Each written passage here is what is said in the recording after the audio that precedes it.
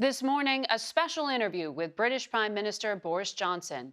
He, like President Biden, is struggling with the pandemic. The UK death rate by percentage of population has now surpassed the US rate and is one of the highest in the world. Good morning to you, Mr. Prime Minister. Good morning. Thank you for joining us. I wanted to ask you a little bit of your reflection on what just happened overnight. You strongly condemned the attack on the U.S. Capitol and said it was completely wrong for then President Trump to have consistently cast doubt on the outcome of a free election. In terms of America's global standing, what signal did his acquittal make? I think the clear message that we get from the proceedings in America is that after all the toings and froings and all the kerfuffle, American democracy is strong, and the American Constitution is strong and robust, and we're delighted now. I'm very delighted to have a good relationship with the White House, which is an important part of any UK Prime Minister's mission. And I've had some good conversations already with President Biden, fantastic conversations about the way he sees things. And, you know, Margaret, there's been some important developments in the way UK-US thinking has been coming together in the last few weeks, particularly on issues like climate change, on NATO, on Iran, but above all on the ways that the US and the UK are going to work together to deal with the environmental challenge that faces our planet. And there, I think some of the stuff we're now hearing from the new American administration, from the new White House, is incredibly encouraging. And we want to work with the president on that. And I understand you will be hosting President Biden for his first foreign meeting on the 19th, although it'll be virtual because of COVID.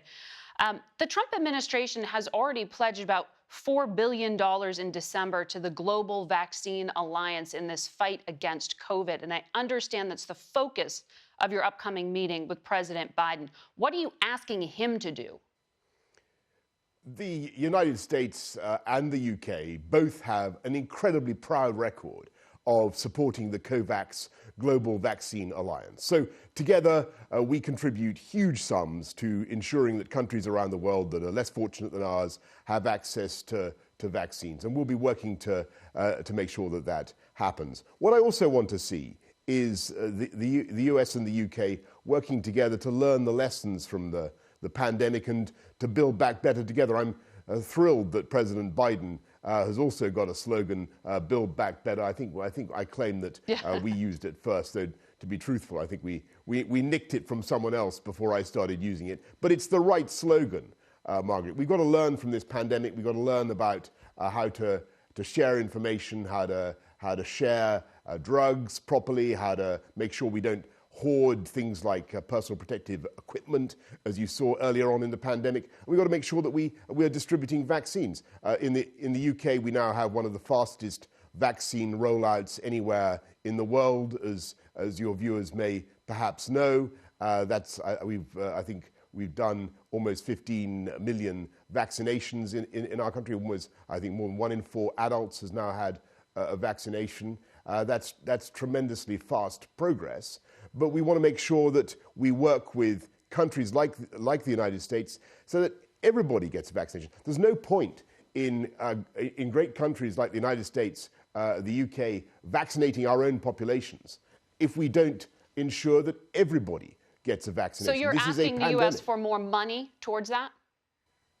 The US has already been extremely generous, as you said yourself, and the UK is the second biggest contributor to COVAX and to the global anti-virus, the Vaccination Alliance, the Gavi organization, and we'll continue to do that.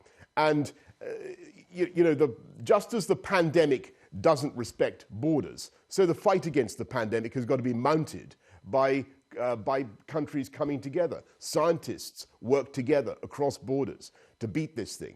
And today, the incredible thing is that science is really gaining the upper hand. And looking at the pandemic in your country, in my country, I reckon science, in this arm wrestle, science is winning.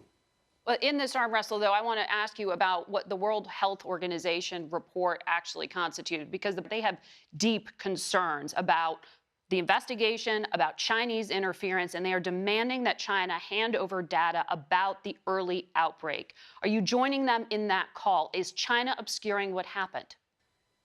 One of the things we'll be calling for in the G7, which President Biden is going to be joining, I'm glad to say, is global coordination in getting to the bottom of what happens with these diseases. So when you have a zoonotic plague, like coronavirus, we need to know exactly how it happened. Indeed, if it's zoonotic, if it really originated from human contact with the animal kingdom. That's what is asserted, but we need to know exactly what happened. Was it in a wet market? Did it come from the bats? Were the bats associated with the pangolins? All these questions are now matters of speculation. We need to see the data. We need to see all the evidence. So I thoroughly support what President Biden has said about that. British government scientists revealed on Friday that particular strain, B.1.1.7, which was first detected in your country, is likely increased to a greater rate of hospitalization and death, perhaps as much as 40 to 60% more. You're under a lot of political pressure to open your schools. Are you certain you can do that next month? We're proceeding in a cautious way, and what you've got at the moment in the UK is the virus coming down. You're perfectly correct in what you say about the B.1.1.7 variant, though bear in mind that the reason we've been able to isolate this and other variants is that the UK conducts far more genomic analysis than any other country. Of all the genomic testing that's going on in the world, we do like 47% here in the UK. So we're pretty good at spotting these mutations of these viruses and tracking their movement through our populations. It's absolutely true that this one spreads faster, but what you're now seeing is, thanks to the efforts of the British people, the lockdown, plus possibly the effects of the vaccine, we're going to start seeing the rates coming down more sharply, and they're falling at the moment. We want to be in a position where we can begin to open up. So what I've said, Margaret, is that on March the 8th, we want schools to go back if we possibly can. I'm not saying that we're announcing that today, because we're going to be saying a lot more on the 22nd of this month. We'll be making clear our roadmap. And I think what people want to see, and this may be the same in the US as well, is clarity about the way forward and taking steps to unlock that you don't then have to reverse. Exactly, because I think is what is so difficult for that's what I want to press you on, though, people. Mr. Prime Minister, because when you announced you were shutting schools in January, and you would really prioritize for a long time keeping open schools, when you said they've got to shut down in January, you said they were because they might be vectors of transmission for the community. If you've got this strain circulating and you believe schools are vectors of transmission, how can you reopen them? The answer to that is that you need to see what the effect of the vaccination program is in removing likely victims, victims in the sense of people who suffer either death or serious disease, what the success of the vaccination program has in removing those people from the path of the disease, and also what's happening with the rate of infection. It's now coming down, Margaret, very considerably in our country. What we don't know is quite how fast it's going to be coming down in the next couple of weeks, but we'll be saying a lot more about in the days ahead. One of the vaccines that you are using is from UK pharmaceutical company AstraZeneca, and there are questions now about how effective it can be against some of the mutant strains, particularly the one first detected in South Africa. Are you concerned you're putting a flawed vaccine into the arms of your constituents, and what's your backup plan? We have great confidence in all the vaccinations that we're using, and we have no reason to think that they are ineffective against any variation of any variant, any new variant of the virus, in protecting people, Margaret, against serious illness and death. And that's a very important consideration for us. When you look at Pfizer or AstraZeneca or Oxford AstraZeneca. We're confident that these have a major beneficial effect in protecting vulnerable people against illness and death, and also very probably, and this is another important thing, in reducing the spread of the disease. One of the features of Oxford AstraZeneca that has been recently confirmed by the scientists is that it reduces transmission between people as well. There's a 67% reduction in transmission as a result of the use of these vaccinations. Back in April, you were hospitalized with COVID. You were quite ill. You were in the ICU. Did you ever think you wouldn't make it? I think in common with many people in my country, I'm very grateful to the fantastic work of the NHS, and they did an outstanding job, and they continue to do an outstanding job. Thankfully, since last April, we now have treatment. Some of them actually pioneered here in this country, dexamethasone and others, which make a huge difference to people's experience in hospital. And in addition, as I say, we have the vaccine. So the world has moved on a long way since March, April of last year. And it's a very exciting, a very moving thing to see the way science, medicine, human ingenuity is really coming to the rescue of humanity.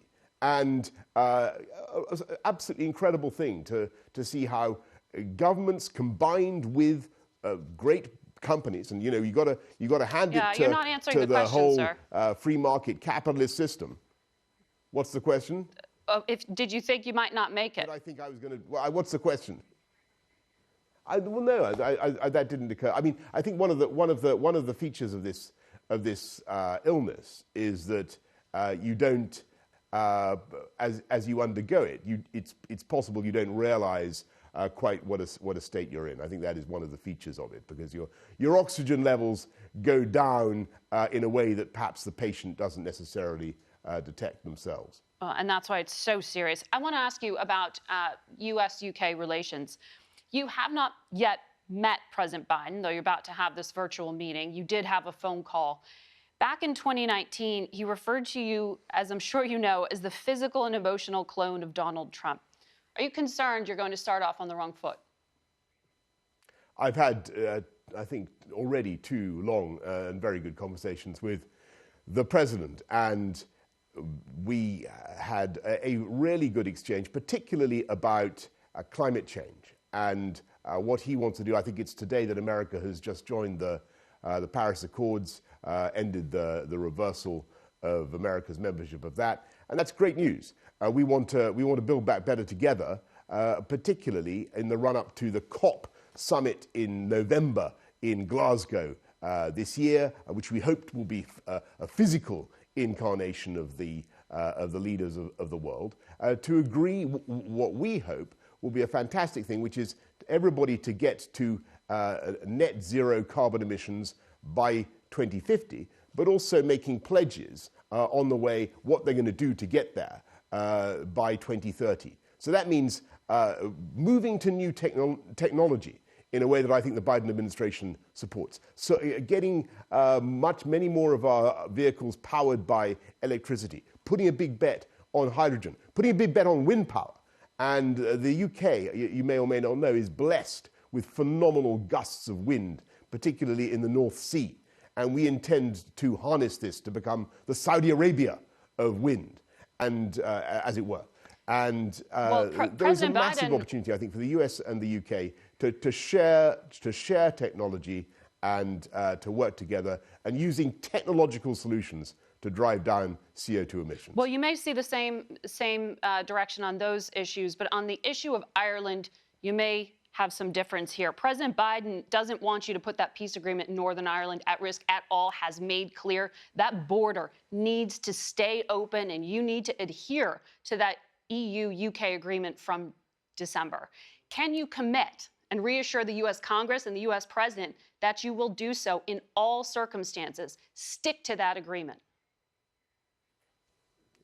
You bet. This is fundamental for us, the Anglo-Irish agreement, the peace agreement, the Good Friday process, the Belfast agreement. These agreements are absolutely crucial. And the Northern Ireland for Protocol. our continued stability, our continued stability and success as a UK, and our success. I have a great relationship with Dublin, with Micheál Martin, the Irish Taoiseach, and we're going to work together to do some great things. And Margaret, be in no doubt, we don't want to do anything to jeopardise the achievements of the Northern Irish peace process. So it's absolutely vital.